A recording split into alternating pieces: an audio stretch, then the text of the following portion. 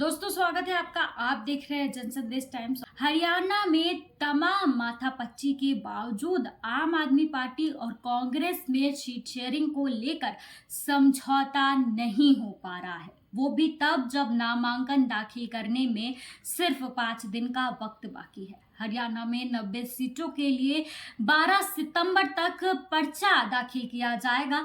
गठबंधन न होने की स्थिति में अब दोनों दलों के बीच नसीहत और नाराजगी का दौर भी शुरू हो गया है। शनिवार को आम आदमी पार्टी के संगठन महासचिव संदीप पाठक ने यह तक कह दिया कि हमें हल्के में ना लिया जाए। हरियाणा में आम आदमी पार्टी और कांग्रेस का गठबंधन होगा या नहीं, यह अभी फाइनल नहीं है।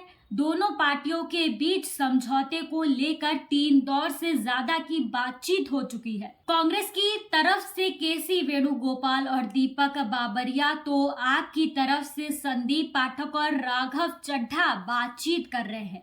आपके संगठन महासचिव संदीप पाठक ने कहा है कि अभी बातचीत फाइनल नहीं हुई है, इसलिए कुछ कहा नहीं जा सकता। कहा जा रहा है कि 1 से 2 दिन में दोनों पार्टियां इस पर फाइनल फैसला ले सकती है। कांग्रेस हरियाणा में बड़ी पार्टी है और इसे आपके लिए सीट छोड़नी पड़ेगी। आम आदमी पार्टी 2024 में कांग्रेस के साथ मिलकर लोकसभा चुनाव लड़ चुकी है। उसे उस वक्त 10 में से 1 सीट मिली थी। आपका कहना है कि जो 1 सीट उसे मिली थी, उसके अलावा विधानसभा की 10 सीटों भी उसे चाहिए, इसीलिए उसे कम से कम लड़ने के लिए 10 सीट तो चाहिए ही चाहिए।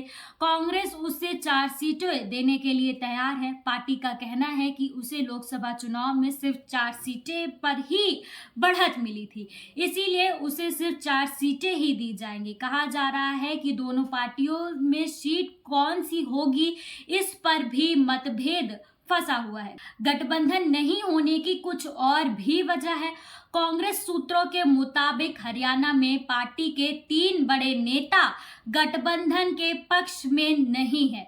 इसमें भूपेंद्र हुड्डा, कुमारी शैलजा और रणदीप सुरजेवाला का नाम प्रमुख है। हुड्डा और सुरजेवाला तो सार्वजनिक तौर पर अकेले चुनाव लड़ने की पैरवी भी कर चुके हैं। आम आदमी पार्टी का हरियाणा में जनाधार है। आपके संगठन महामंत्री संदीप पाठक ने कांग्रेस को इशारों ही इशारों में नसीहत देते हुए कहा कि हमें हल्के में ना लिया जाए। ऐसे में सवाल उठता है कि क्या आप हरियाणा में कितनी मजबूत है। दरअसल 2020 में दिल्ली में चुनाव जीत हासिल करने के बाद आपने राष्ट्रीय दर्जा हासिल करने का अभियान चलाया था। इसी अभियान के तहत आपको पंजाब में जीत मिली थी, जबकि गुजरात में उसे उलटफेर किया गया था।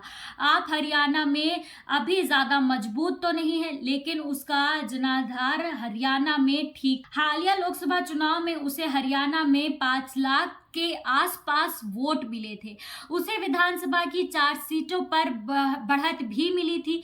दोनों ने गठबंधन नहीं हुआ तो क्या होगा। गठबंधन को लेकर किसी तरह से दोनों की ओर से अपने अपने पक्ष में पतंग उड़ाई जा रही है। उससे कहा जा रहा है कि दोनों के बीच गठबंधन नहीं भी हो सकता है।